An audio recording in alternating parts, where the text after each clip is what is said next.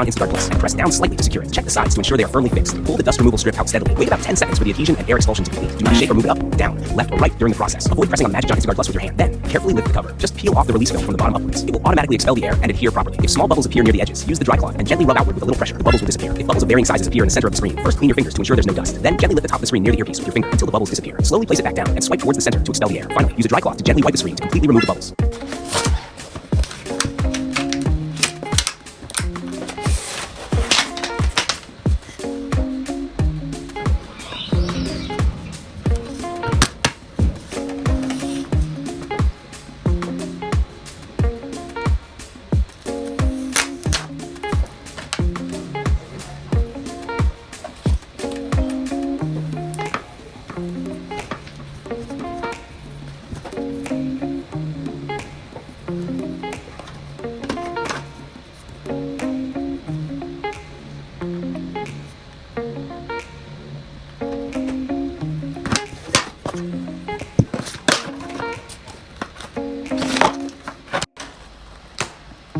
Ito naman, camera.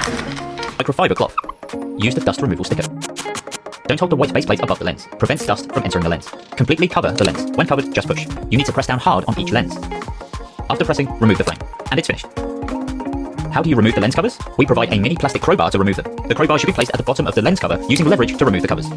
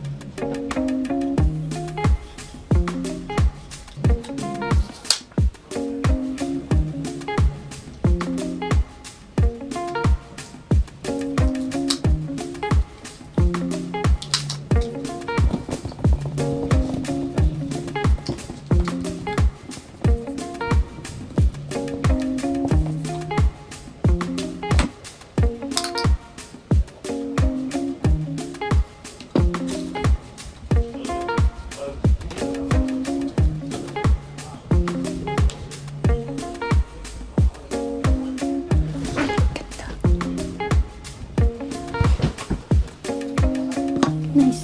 Cute. Colorful.